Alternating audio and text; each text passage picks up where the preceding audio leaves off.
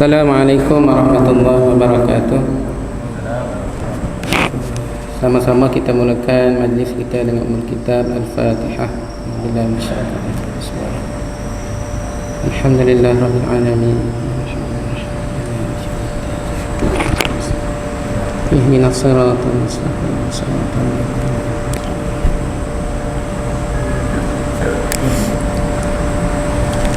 Alhamdulillah rabbil alamin, wassalatu wassalamu ala asyrafil anbiya'i wal mursalin wa ala alihi wa sahbihi ajma'in.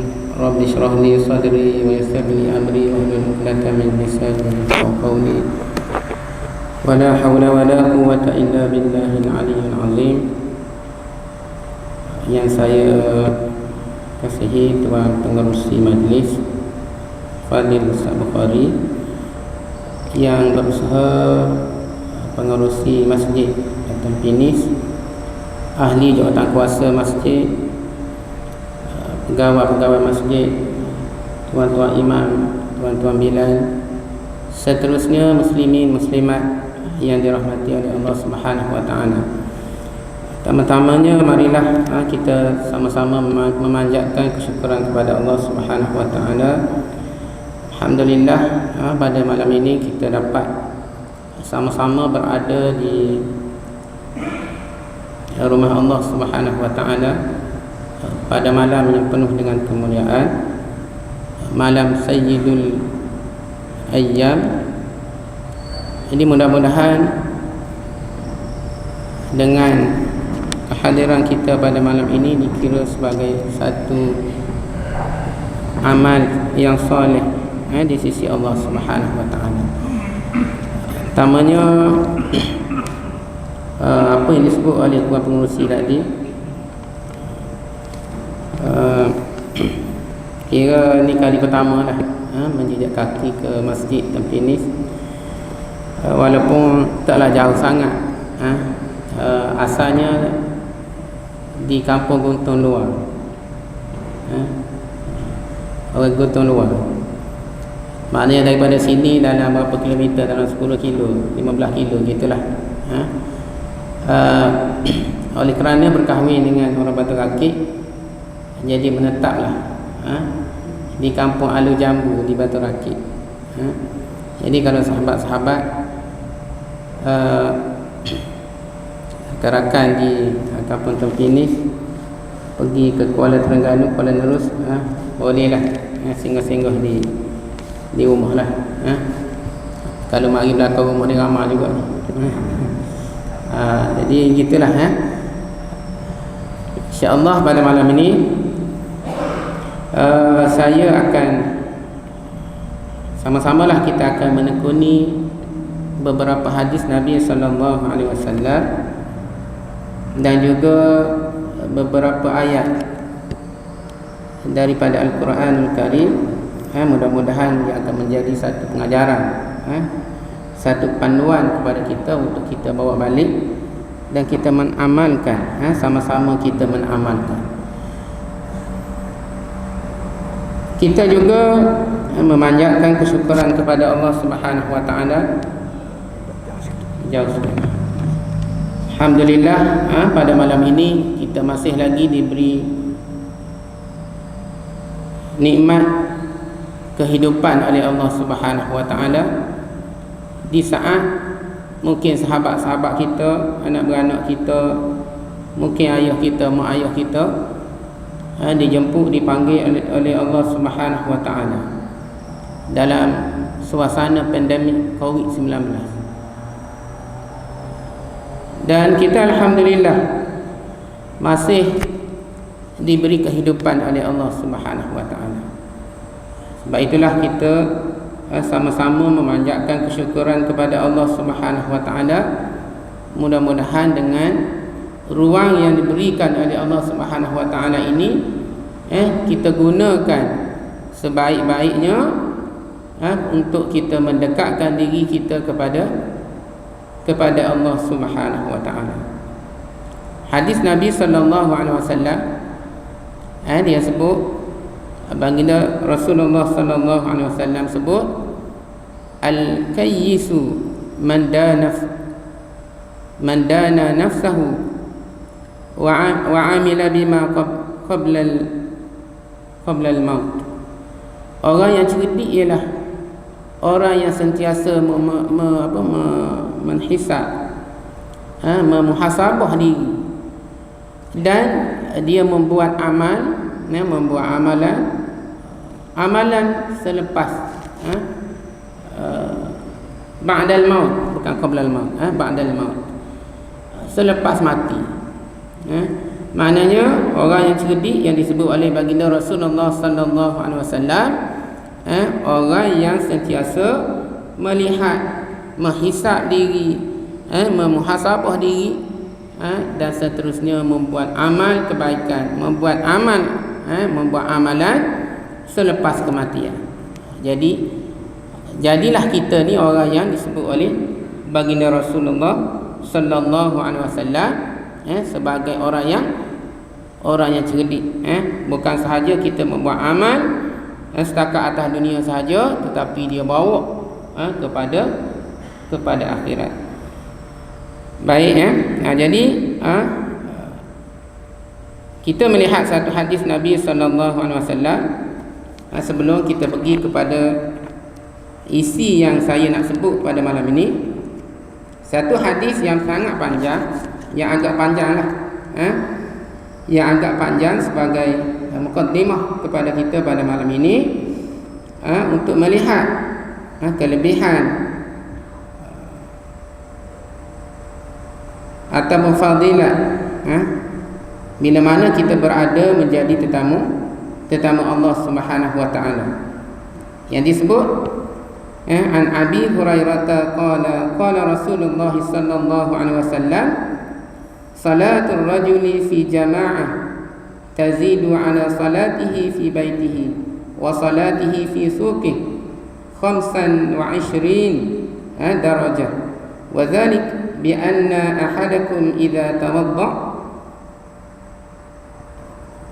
fa ahsana al-wudu' wa atal masjida la yurid illa salah wa la yanhazuhu illa salah lam yaqtu khutwatan illa rufi'a lahu biha darajah wa hutta anhu biha khati'ah hatta yadkhul al-masjid, fa idza dakhala al-masjid kana fi salatin ma kanat as-salah yatahbisuhu wal malaikah yusalluna ala ahadikum ma dama fi majlisihi alladhi shalla fihi wa yaqulu Allahumma ighfir lahu, Allahumma arhamhu, Allahumma tub alayhi ma lam yu'dhi fihi aw yuhdith fihi. Daripada Abu Hurairah, baginda Rasulullah sallallahu alaihi wasallam bersabda, pahala solat seseorang dengan berjemaah melebihi pahala solatnya di rumah dan di pasar sebanyak 25 darajat.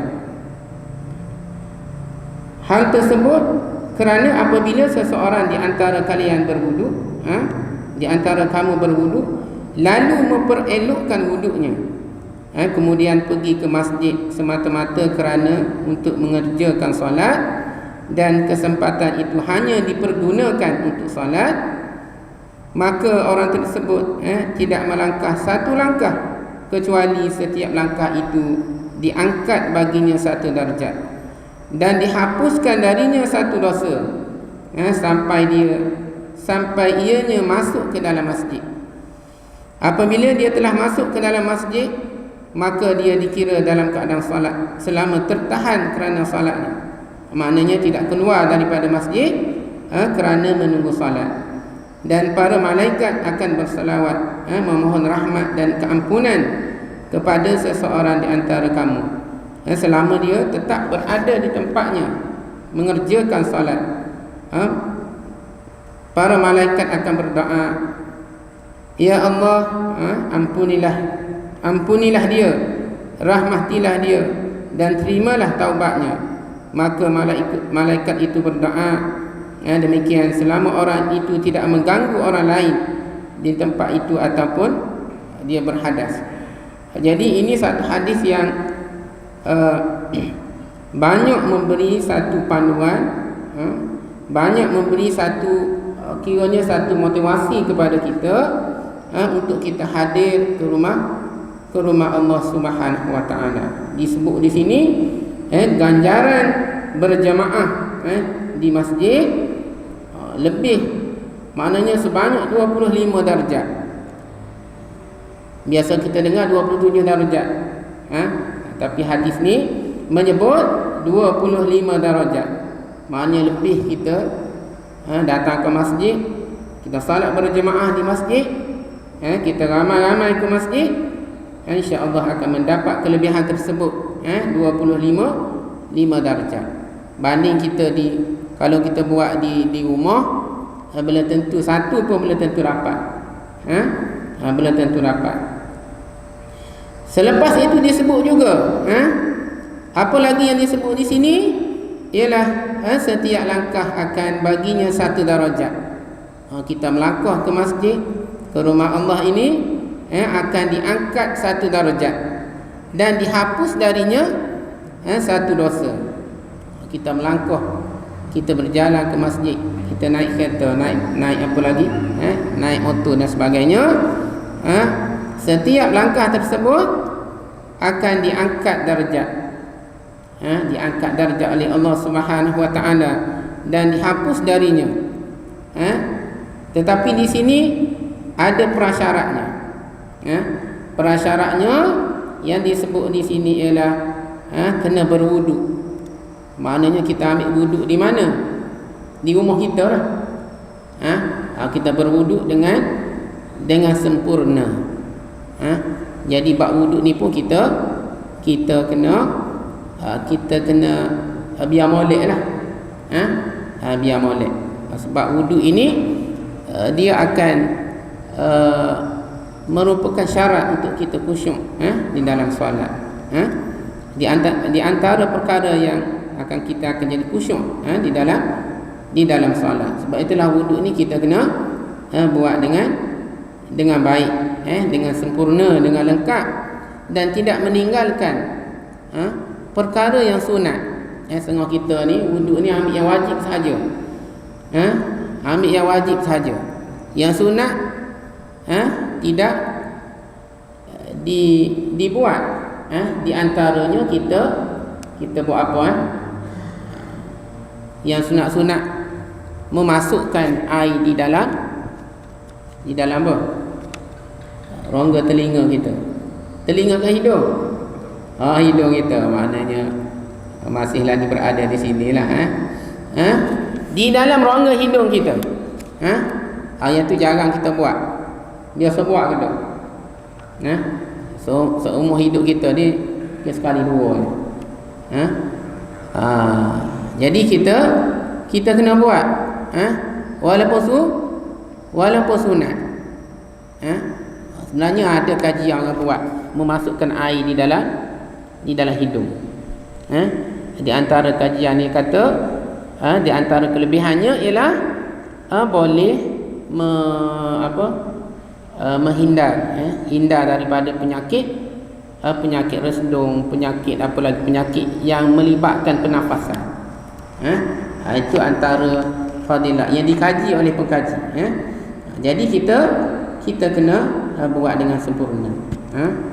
Kalau tengok kisah bab wuduk ni, kisah Hasan dan Husain. Bagaimana dia nak memperbetulkan wuduk seorang tua. Seorang tua. Tengok orang tua tu ambil wuduk tak berapa sempurna.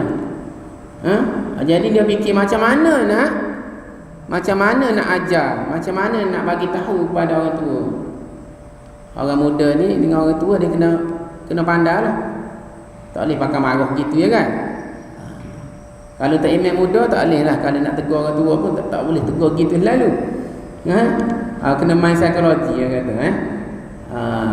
Jadi dia tunjuklah bagaimana mengambil wuduk yang betul. Lalu diambillah Hasan.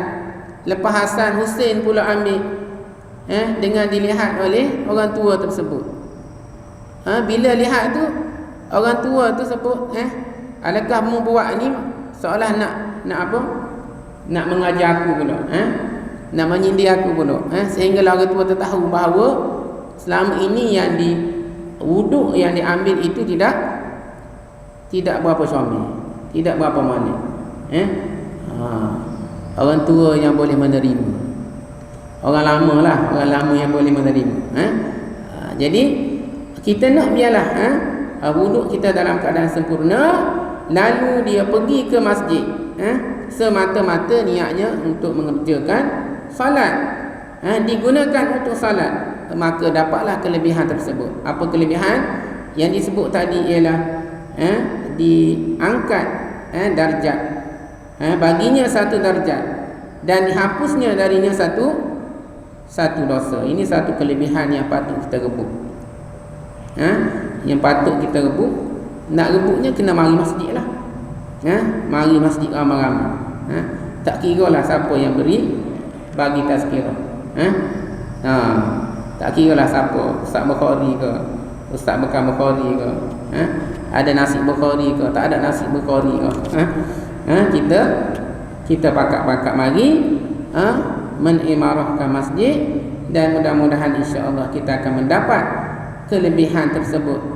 Dan apa lagi yang disebut dalam hadis ini ialah selama mana kita menunggu-nunggu, sudah kita solat, kita menunggu solat yang seterusnya, tidak keluar daripada masjid, menunggu solat. Beza orang tunggu dengan orang apa? Orang tidak menunggu. Orang tunggu, dia akan tunggu solat tersebut, tak keluar daripada surau masjid. Ada orang tu dia tunggu, bukan tunggu azan, tunggu iqamah dulu, barulah mari. Maknanya tak dapat kelebihan tersebut.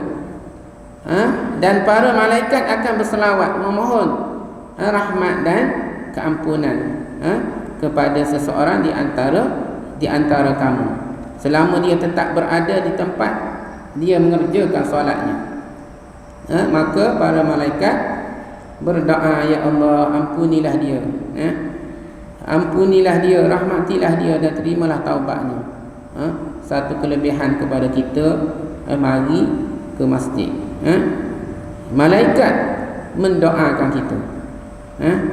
Orang yang makhluk yang dekat dengan Allah Subhanahu Wa Taala mendoakan keampunan kita,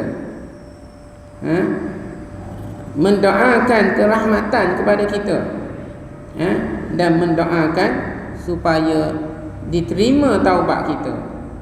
Ini satu kelebihan yang patut kita rebut, kita ambil.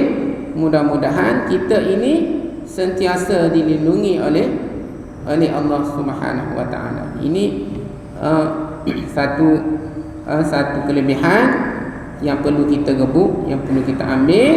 Mudah-mudahan kita tergolong apa yang disebut dalam hadis ini, hadis riwayat Abu Dawud.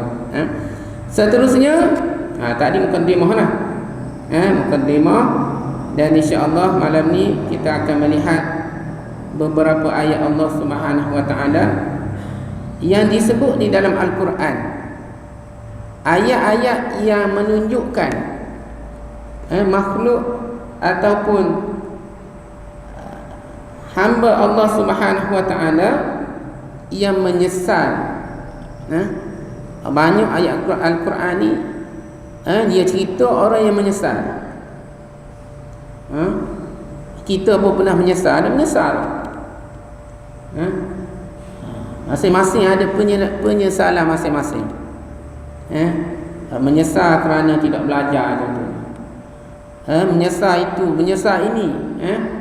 Dalam Al-Quran dinukilkan, disebut juga orang-orang yang menyesal. Orang kafir yang menyesal, orang fasik yang menyesal, orang yang beriman menyesal. Nanti kita akan lihat satu persatu dengan masa yang ada ini. Kita lihat satu ayat daripada surah As-Sajdah. Ayat ni yang biasa kita dibaca oleh imam. A'udzubillahi minasyaitonirrajim. Walau tara idil mujrimuna nakisu ru'usihim inda rabbihim Rabbana absarna wa sami'na farji'na na'mal salihan inna muqinun. Yang bermaksud, dan alangkah ngerinya jika sekiranya kamu melihat ketika orang-orang yang berdosa itu menundukkan kepalanya di hadapan Tuhannya. Mereka berkata, wahai Rabb, wahai Tuhanku, wahai Tuhan kami, Rabbana absarna, wahai Tuhan kami telah melihat, kami telah mendengar. Rabbana absarna wa sami'na farji'na, maka kembalikanlah kami ke dunia. Farji'na na'mal salihan, untuk kami mengerjakan amal yang saleh. Inna muqinun, sesungguhnya kami adalah orang-orang yang yakin.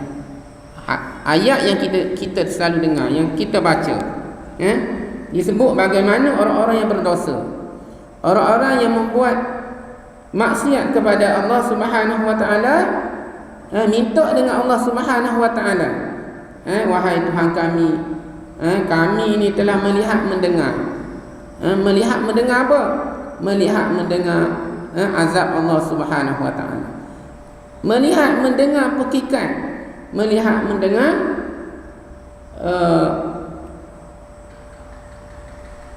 apa ni? Maknanya melihat mendengar azab Allah Subhanahu wa taala.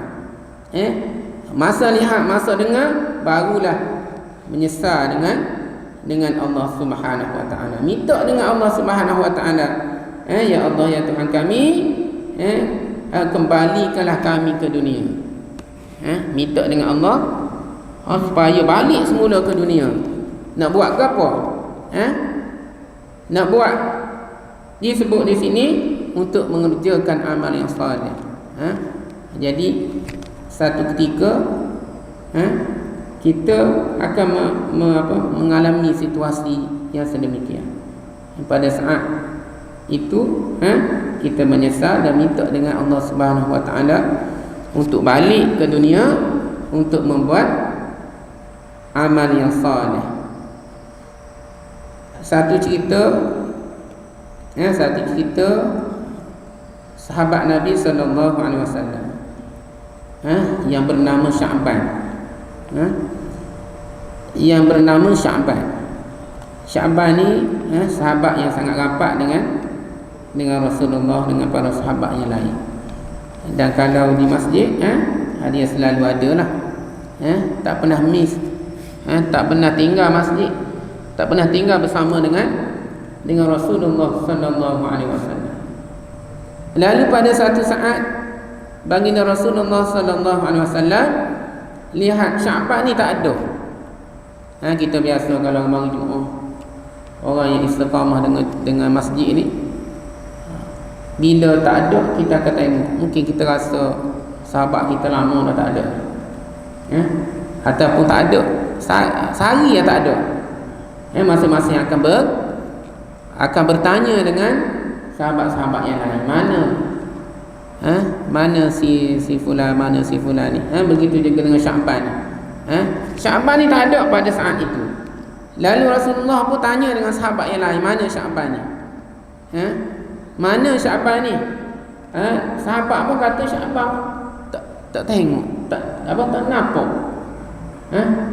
Memang dia tak ada ya Rasulullah. Dia tak mari ke masjid pada hari ni. Lalu Rasulullah pun cari dengan para sahabat, pergi ke rumah Sya'ban. Rupanya rumah Sya'ban ni jauh, jauh daripada masjid, tapi tak tinggal masjid, tak tinggal solat berjemaah dengan Rasulullah. Lalu dia pun pergilah ke rumah Sya'ban, jumpa dengan isteri Sya'ban. Lalu isteri Sya'ban kata, Sya'ban ni sudah meninggal, dah matilah Sya'ban. Sahabat yang bernama Sya'ban ni. Tapi ya Rasulullah, dia kata, sebelum mati ni Sya'ban ni berkata-kata yang mana kata-kata tersebut aku tak faham.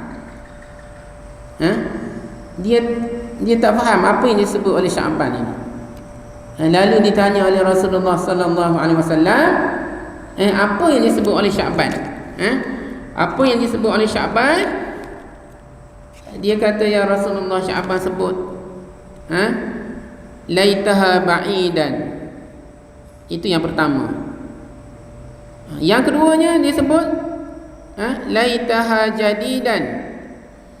Yang ketiganya disebut oleh Sya'ban laitaha kulluhu.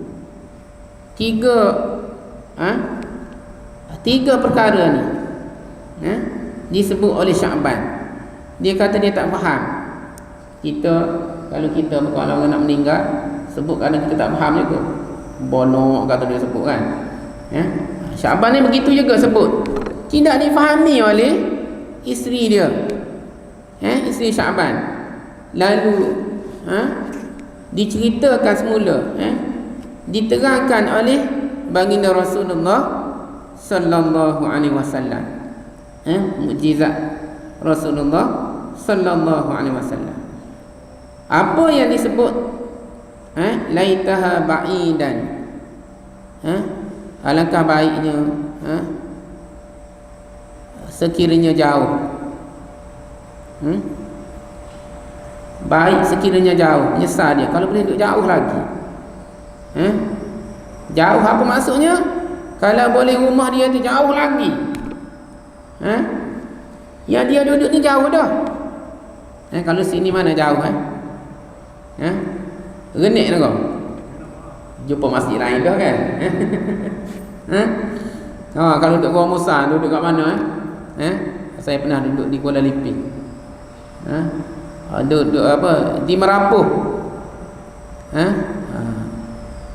Kat mana mana jauh, dia duduk jauh dah ni. Dia kata laitaha ba'idan, alangkah baiknya kalau jauh lagi.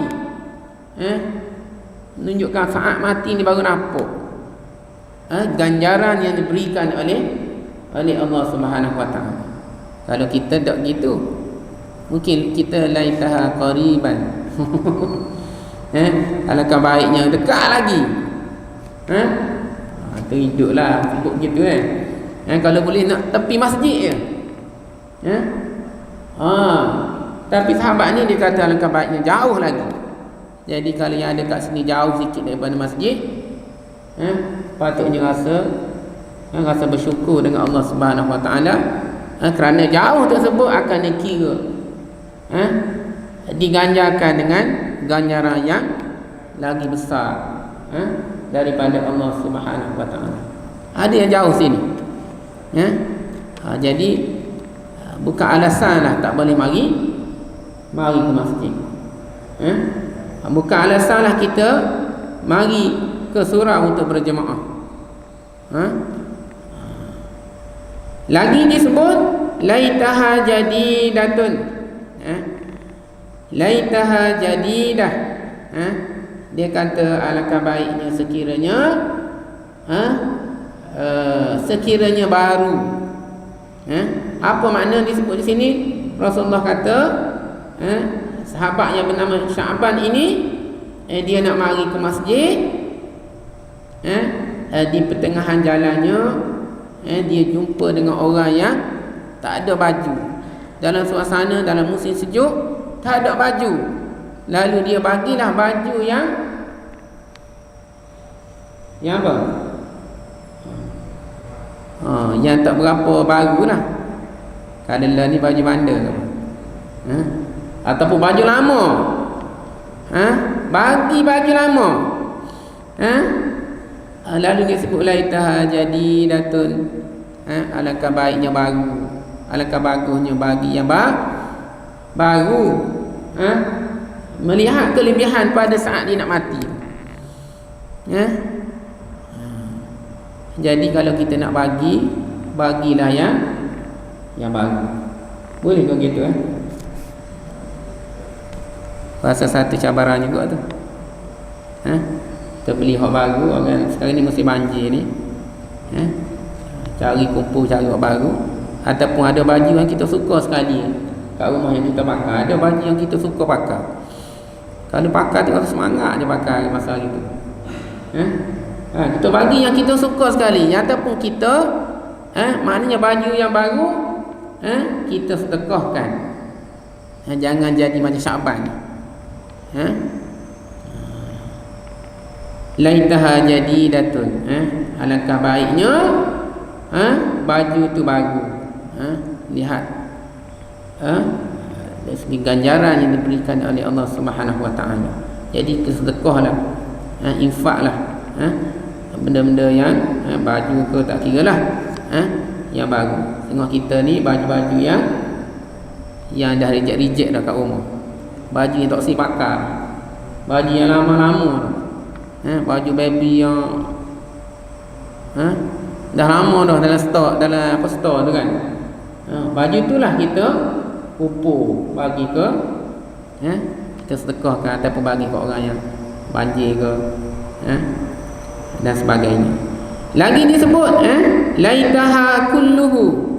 Nah, lihat betapa menyesalnya Syaban. Dia kata disebut, diterangkan oleh baginda Rasulullah sallallahu alaihi wasallam, masa dia nak makan tu, nak makan roti tu, ada orang miskin mari. Apa yang dibuat oleh Syaban ini, dia bahagikan dua. Bagi dua lah.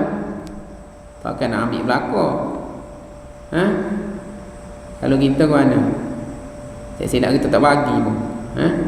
Tengok orang mari, cepat lagi. Ada kau gitu ataupun kita tak suka kan. Syaban ni kata laitaha kulluhu. Alangkah baiknya alangkah baiknya aku bagi semua sekali. Menyesalnya Syaban ini bila melihat betapa besarnya, bagi kalau boleh bagi semua sekali, dia bagi separuh je. Kalau boleh bagi semua, pada saat tu saat nak mati lah. Jadi kita yang hidup ini jadi satu pengajaran kepada kita. Kalau boleh jauh lagi, kalau dekat ni, mana kalau yang dekat tu ambillah kelebihan duduk dekat. Duduk jauh, bila mari yang ini rasa sikit, rupanya besar kita mari pahala, mari jauh-jauh daripada rumah, daripada masjid. Lepas ni yang dekat-dekat tu boleh buat rumah jauh-jauh, tak apa. Jauh-jauh. Jangan cari orang rumah jauh pula. Tibalah pula mari rumah pula. Okey, itu dari segi penyesalan oleh Syaban. Bagaimana sahabat Nabi sallallahu alaihi wasallam menyesal dia saat dia mati, dia menyesal tidak, kalau boleh duduk jauh daripada masjid. Bila duduk jauh dia boleh mari ke masjid, dapat pahala. Jangan duduk jauh rasa tak payah nak mari masjid.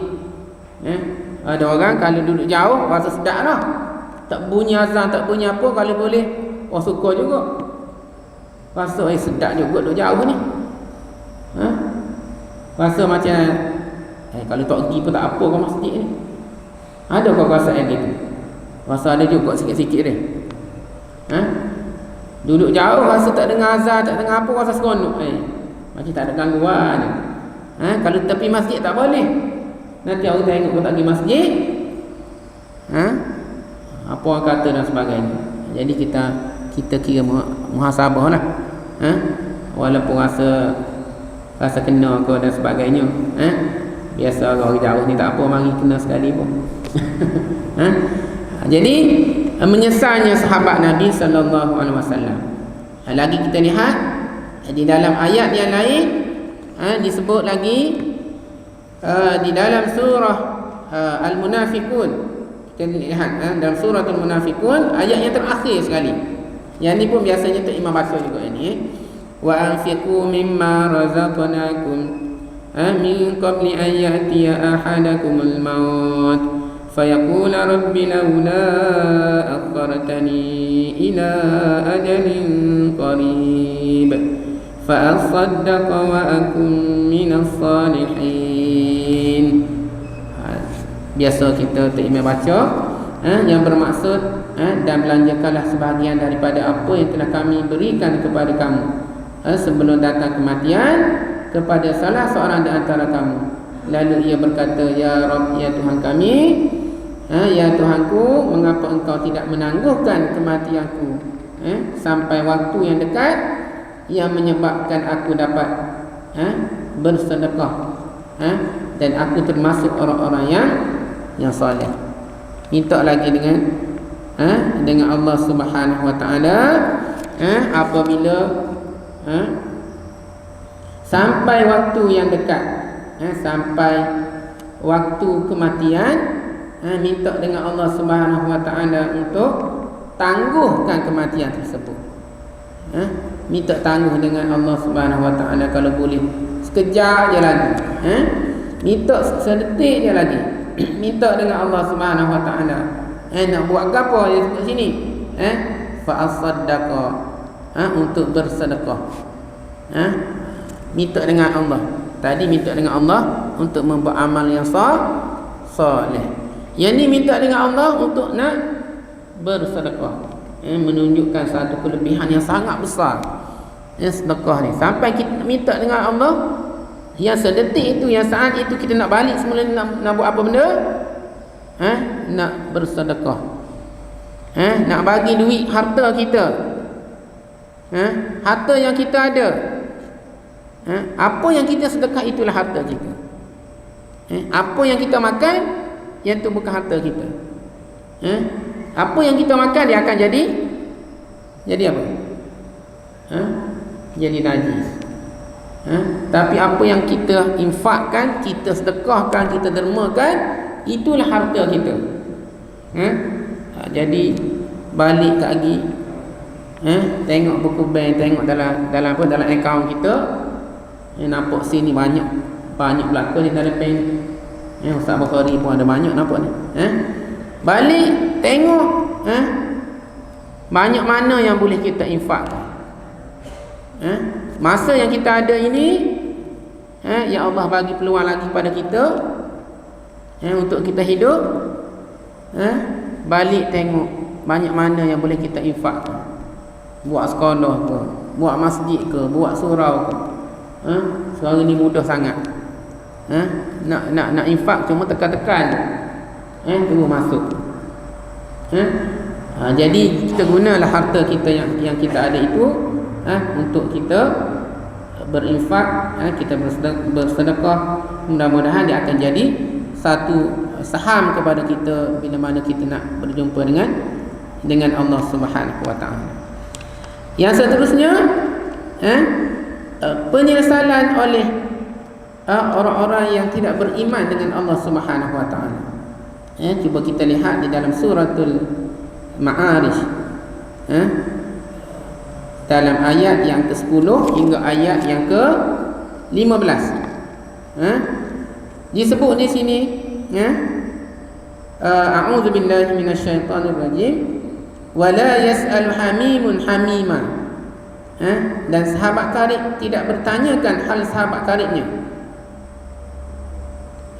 Diceritakan oleh Allah Subhanahu Wa Taala pada saat sahabat karib kita ni tidak bertanyakan sahabat karib yang lain. Walaupun jumpa nanti, bila kita dibangkitkan oleh Allah Subhanahu Wa Taala, jumpa lagi sahabat-sahabat kita. Tapi bila kita jumpa tu sahabat-sahabat kita tak tanyalah khabar tentang kita. Walaupun sahabat kita tu sahabat baik. Wala yas'alu hamimun hamima yubassarunahum yawaddul mujrimu law yaftadi min azabi yawmi idzin bi bani. Padahal masing-masing diberi penglihatan, diberi melihat setengah yang lain. Pada saat itu kita boleh jumpa, kita boleh lihat sahabat-sahabat kita. Orang yang kafir suka kiranya dapat menebuskan dirinya dari azab itu dengan anak-anaknya sendiri. Orang kafir saat itu dia sanggup tepuh anak dia sendiri. Anak yang dia sayang, anak yang dia jaga, sanggup dia tepuh untuk lepas azab Allah Subhanahu Wa Taala. Sanggup dia tepuh anak dia sendiri. Wa sahibatihi wa akhihi, dan isteri serta saudaranya. Dia kalau boleh tebuh dengan isteri dia pun tak apa dah. Dengan saudara dia, anak dia, isteri dia, saudara dia, kalau boleh tebuh-tebuh lah. Nak lepas diri dengan azab Allah Subhanahu Wa Taala. Wa man fil ardi jami'an thumma yunjih, dan juga sekalian makhluk yang ada di bumi, kemudian tebusan itu dapat menyelamatkannya. Selain daripada anak dia, isteri dia, kaum kerabat dia,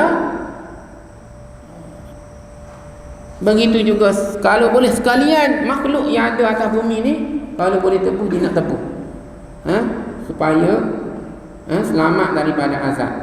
Kalla innaha ladha, tidak sekali-kali sebagaimana yang diharapkannya, sesungguhnya neraka tetap menjulang-julang apinya.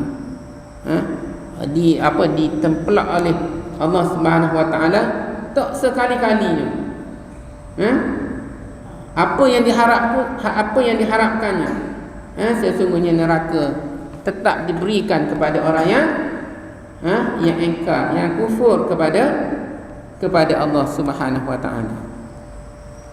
Ini orang yang kufur, orang yang kafir, orang yang ingkar kepada Allah Subhanahu Wa Taala. Jadi kita mengambil ibrah, mengambil pengajaran, walaupun disebut di sini orang yang kufur. Jadi pengajaran kita kepada kita saat itu, walaupun anak kita, walaupun isteri kita, walaupun kerabat kita, walaupun semua yang ada di atas muka bumi ini, kalau boleh kita nak tepuh, kita nak tepuh untuk selamatkan diri kita daripada azab Allah Subhanahu Wa Taala. Betapa dahsyatnya pada hari tersebut. Oleh kerana itu kita kena bersedia. Kita kena bersedia untuk menghadapinya dengan membuat amal yang soleh, membuat perkara yang diperintahkan oleh Allah Subhanahu Wa Taala. Saya nak sebut beberapa perkara apa yang perlu kita buat di sini. Yang pertamanya ialah perbanyakkan taubat kepada Allah Subhanahu Wa Taala. Kita ni banyak salah, banyak silap. Daripada kecil lagi. Kalau kecil lagi kita dengan mak ayah kita tekan pergi mari gitu je. Besar sikit kan, dewasa sikit, banyak kita salah kita dengan mak ayah kita, banyak salah kita dengan jiran kita, banyak salah silap kita dengan adik-beradik kita. Jadi kita minta maaf lah, mohon keampunan kepada Allah Subhanahu Wa Taala. Sebab itulah kita kena muhasabah, muhasabah diri kita. Sebelum tidur kita muhasabah. Daripada kita bangkit pagi sampailah kita tidur balik, kita nak tidur, kita muhasabah. Kalau kita buat perkara yang baik, kita ucapkan Alhamdulillah. Kalau kita buat ada perkara yang sasih sikit, yang tak baik, yang tak molek, kita minta, kita ucapkan Astaghfirullah. Kita bertaubat dengan Allah Subhanahu Wa Taala. Ada salah silap kita dengan manusia, kita cubalah, usahakanlah untuk kita memohon kemaafan kepada rakan-rakan kita itu. Disebut hadis Nabi sallallahu alaihi wasallam, kana Rasulullah sallallahu alaihi wasallam yukthiru an yaqula qabla an yamut subhanak wa bihamdik astaghfiruka wa atubu ilaik. Dari Aisyah adalah Rasulullah sallallahu alaihi wasallam sebelum wafat memperbanyakkan, Rasulullah dia memperbanyakkan maha suci engkau, subhanak, subhanallah, selalu sebut subhanallah, Maha suci Allah. Dan wa bihamdik, dan dengan memujimu, dan aku meminta ampun dan taubat. Rasulullah minta keampunan, selalu sebut subhanallah, wa bihamdik, wa atubu ilaik, memohon keampunan Allah Subhanahu wa taala. Yang keduanya ialah kita memperkukuhkan, memperbaiki amalan solat wajib kita. Kita kena biarlah solat yang wajib 5 kali sehari itu, yang wajib itu kita perkemaskan. Maknanya tinggal tu jauh sekali lah. Kita lihat orang sekarang ni, sebenarnya banyaklah kajian-kajian di peringkat sekolah, sekolah menengah, yang menunjukkan bahawa anak-anak kita ni ramai tak solat, ataupun mengambil mudah, mengambil mudah dengan solat. Okey, jadi solat yang wajib kita lengkap, dan kita cuba buat yang terbaik, dari segi bacaannya, dari segi perbuatannya. Mungkin di masjid ada buat bacaan kitab dan sebagainya, untuk memperbaiki solat kita. Jadi kita memperelokkan solat kita, yang sudah baik kita buat yang terbaik, dan memperbanyakkan solat sunat. Banyakkan solat sunat. Sebab solat sunat ini ia akan menampung yang wajib. Mana yang kurang, mana yang tak syamil itu ditampung oleh solat sunat. Jadi kita biarlah dia jadi satu amalan. Yang sunat ni biar jadi satu soalah wajib bagi kita. Walaupun tak wajib, walaupun hukumnya tak wajib, tapi kita buat tu soalannya wajib bagi kita. Di antaranya solat qabla dengan qabliyah dengan ba'diyah, ataupun solat malam, solat tahajud, solat taubat, solat witir, solat duha, biar jadi satu satu jadual dalam diri kita, satu amalan kepada kita. Bila kita buat selalu, dia akan jadi kebiasaan. Dia akan jadi budaya dalam diri kita. Dah jadi kebiasaan, sampai masa kita akan buat. Tak gaduh-gaduh kata. Lepas solat tak gaduh-gaduh nak keluar, nak balik. Kita solat sunat dulu, belum tidur solat lagi. Sebab solat sunat ni banyaklah jenis solat sunat. Kalau tak boleh semua, jangan tinggal semua. Pilihlah solat-solat yang boleh kita mengikut kemampuan kita. Yang ketiganya ialah memperbanyakkan sedekah. Apa yang disebut tadi dalam ayat yang saya baca di awal tadi, betapa pentingnya sedekah.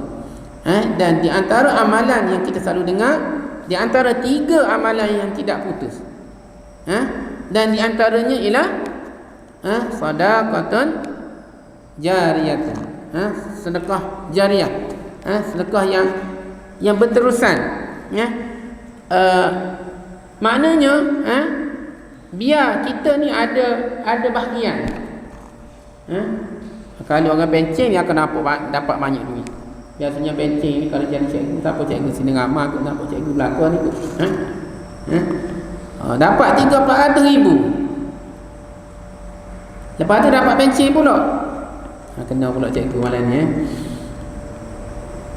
Dapat benceng pula sebulan 6,000, 7,000. Jadi bila dapat benceng tu biasanya, tapi bukan cikgu sini lah, biasanya saya lihat dia akan pergi melancong lah. Dia pergi ke mana? Ke Turki. Dia pergi ke, tak main lah dalam ni, pergi melancong. Jadi biarlah duit itu kita uruskan dengan sebaik-baiknya. Biar ada sedekah kita, untuk masjid dan surau dan sebagainya. Dia ada kat situ. Jangan dia duit ni dia akan habis macam tu je kalau guna. 10,000, 100,000 sekejap je. Dia cari barang perabot dah habis 10,000 sekejap je habis. Jadi biarlah duit yang tu ada saham akhirat ni. Balik tengok akaun kita. Ada juga kita ni suka kupu duit. Tengok akaun seronok ni. Angka yang banyak. Tapi tak guna pun duit tu. Sehinggalah dia mati. Siapa yang guna? Siapa yang dapat? Tapalah anak-anak dia. Anak-anak dia suka. Boleh 10,000. Esok tukar sport. Beli kereta baru dan sebagainya. Kita tak sempat pun nak guna. Tambah pencennya, biasanya orang pencen ni ikut kajian ni kata orang yang pencen 60 ni boleh hidup dalam 3 tahun, 5 tahun. Tapi kalau orang yang pencen awal, dia boleh hidup lama sikit. Pencen 55 ke 50, dia boleh hidup lama. Ini berdasarkan data, data. Bukan dia tak semestinya. Tapi datanya begitulah. Jadi pencen 60 takut rasa semacam di malam ni. Jadi gitulah. Dia tak panjang. Jadi sebelum difaraidkan harta-harta kita tu, kita gunakanlah untuk diri kita. Di antara amalan yang disebut di sini selepas kita meninggal, di antaranya ialah sedekahun jariyatun, sedekah yang berterusan. Carilah banyak tempat sekarang ni. Ada masjid nak buat sudut mana ke, buat surau dan sebagainya. Ataupun kita sedekahkan, kita sponsor orang nak pergi belajar. Orang nak pergi Mesir, nak pergi Jordan, nak pergi macam-macam tempat. Kita guna duit kita tanggung. Mudah-mudahan dia balik, dia mengajar dan sebagainya, itu satu pahala yang berterusan kepada kita. Pahala yang berterusan. Sekarang ini kita boleh dengar, kita tahu dah. Cuma kita nak amalkan tu sangat satu cabaran bagi kita. Nak sedekah RM10 pun rasa banyak. RM1 lah kita sedekah. Daripada dulu lagi RM1 je. Kalau hari Jumaat RM1 je. Tubik warna merah tu rasa tak boleh rasa semacam kan. Masuk balik tak jadi nak sedekah. Sepatutnya setiap tahun akan bertambah. Sama dengan gaji kita, setiap tahun akan bertambah. Kalau orang kerja kerajaan, setiap tahun akan bertambah. 200.5 tahun, 300 tambah lama setiap tahun. Tapi sedekah tak bertambah pun. RM1 tu je, sia-sia tu. Berpuluh tahun macam tu je, tak ada peningkatan. Sepatutnya duit itulah jadi satu saham kepada kita. Itulah harta kita yang akan kita bawa untuk mendapat redha Allah.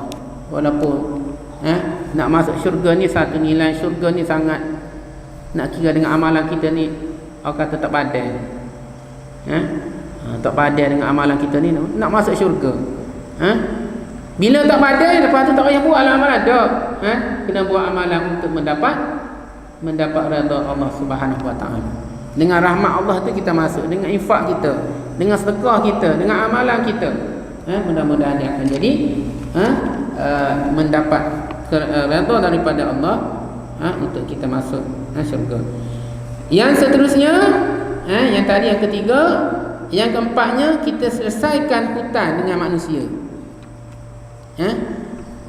Hutang pun satu hal juga ni. Yang disebut oleh Rasulullah sallallahu alaihi wasallam, an Abi Hurairah qala Rasulullah sallallahu alaihi wasallam, nafsul mu'mini mu'allaqah bidainihi hatta yuqda an. Daripada Abi Hurairah telah bersabda Rasulullah sallallahu alaihi wasallam, roh seseorang mukmin itu tergantung-gantung, dihalang daripada tempat yang mulia dengan sebab hutangnya, sehinggalah hutangnya itu dilunaskan. Ini satu peringatan kepada kita berkaitan dengan hutang. Masing-masing sekarang ni dia tak lepas daripada hutang. Nak buat rumah, nak beli kereta, nak beli motor, nak apa sahaja, kebanyakan kita ni berhutang. Tak lepas daripada hutang. Tapi biasa hutang yang macam ni kita boleh, kita ada catatan, kita tahu, maknanya kita kena maklum. Tapi kalau hutang yang kecil-kecil kan, dengan kawan-kawan kita kena beringat. Kita kena catat, kita kena maklum kepada orang rumah kita, isteri kita. Dan cubalah untuk bayarlah hutang. Sebab tu orang kata kalau nak, macam mana nak suruh orang tu ingat kepada kita? Macam mana? Salah satunya sama ada kita berhutang dengan orang berhutang dengan kita. Ingat siapa mati. Biasanya kita ingat orang berhutang dengan kita kan? Itu di antara perkara yang akan mengingatkan kita sampai bila-bila. Jadi hutang ni kita kena senaraikan. Bayarlah hutang. Bayarlah hutang. Hutang ni satu penyakit juga. Ada orang yang suka berhutang. Berhutang, lepas tu berhutang lagi, tambah lagi hutang. Hutang yang pertama tak selesai lagi, tambah pula. Jadi hutang tu satu bebanan kepada kita. Oleh kerana itu kita kena cek balik hutang kita daripada dulu. Tak kira lah hutang kenapa, sama ada bentuk duit ke, dalam bentuk barang ke, dalam bentuk apa sahaja, kita kena cari untuk kita lansai hutang yang lama-lama. Bila kita belajar pada malam ni, kita tahu betapa menyesalnya kita bila bertemu dengan Allah. Jadi hutang yang selama ni kita rasa malu nak bayar tu, kita akan jadi satu perkara yang kecil yang rasanya kita boleh selesaikan, walaupun kita rasa malu dengan dia. Lama dah kita berhutang, kita pun nampak dia pun kita lari. Dia telefon pun memang kita tak akad. Macam-macam lah kita buat alasan dan sebagainya. Jadi balik lagi, sebolehnya kita bayar. Sebaiknya kita bayar, kita cari semua sahabat-sahabat kita tu supaya tidak disebut apa yang disebut oleh Rasulullah sallallahu alaihi wasallam tadi, ruh seseorang mukmin itu akan tergantung-gantung, tak selesai. Yang kelimanya ialah, yang terakhirnya ialah kita perbanyakkan membaca Al-Quran. Disebut oleh baginda Rasulullah sallallahu alaihi wasallam, iqra'ul Quran fa innahu ya'ti yaumal qiyamah syafi'an li ashabihi. Bacalah Al-Quran, sesungguhnya ia akan datang pada hari kiamat sebagai pemberi syafaat kepada para pembacanya. Jadi kita jadikan baca Al-Quran itu sebagai satu amalan yang wajib bagi kita. Sebolehnya sehari kena baca, kena faham. Kalau tak pandai baca, cubalah ikhtiar untuk kita belajar membaca Al-Quran. Ada di Batu Rakit tu, pusat talaki Batu Rakit. Biasanya ada dalam Facebook pun ada, dia buat kuliah dan sebagainya. Dia buat kelas Al-Quran untuk orang tua. Belajar daripada Iqra' lagi. Iqra' anak-anak kita baca ni kan. Belajar daripada situ lagi. Dia buat kumpulan, buat halaqah lah. Ramai juga nampak. Jadi kita usahalah mungkin di masjid dan di mana-mana. Kalau tak boleh membaca, cuba berusaha untuk kita membaca Al-Quran dengan sebaiknya. Dan jadilah ia sebagai satu amalan. Carilah masa, carilah ruang sudut yang sesuai, ataupun jadikanlah kat rumah tu, carilah tempat yang sesuai untuk kita membaca Al-Quran. Jadi jangan tinggal jangan tinggal Al-Quran, sebab dia menjadi syafaat kepada kita bila mana kita bertemu dengan Allah Subhanahu wa taala. Pada saat itu tak ada dah yang akan bagi syafaat melainkan apa yang disebut oleh Rasulullah sallallahu alaihi wasallam ini. Di antaranya kita membaca membaca Al-Quran. Jadi saya ingat itu sajalah pada malam ini, bermula dengan kelebihan hadis tentang kelebihan kita mari ke masjid. Lepas tu ayat-ayat Allah Subhanahu Wa Taala yang berkaitan dengan penyesalan manusia yang disebut, yang digambarkan oleh Allah Subhanahu Wa Taala, dan cerita cerita sahabat Sya'ban, Sayyidina Sya'ban, dan seterusnya apa yang perlu kita buat. Ada beberapa perkara yang disebut tadi. Yang pertama, kita perbanyakkan taubat kepada Allah Subhanahu Wa Taala. Yang keduanya ialah kita memperkukuhkan, memperbaiki, memperelokkan amalan solat wajib kita dan memperbanyakkan solat sunat. Yang ketiganya, perbanyakkan sedekah. Yang keempat, selesaikan hutang dengan manusia. Dan yang kelimanya ialah perbanyakkan membaca Al-Quran. Jadi mudah-mudahan insya-Allah akan menjadi satu panduan kepada diri saya juga, dan juga kepada kepada sahabat-sahabat. Jadi saya ingat itu saja yang baik daripada Allah Subhanahu Wa Taala, yang kurang yang lemah itu daripada diri saya. Wallahu a'lam. Assalamualaikum warahmatullahi wabarakatuh.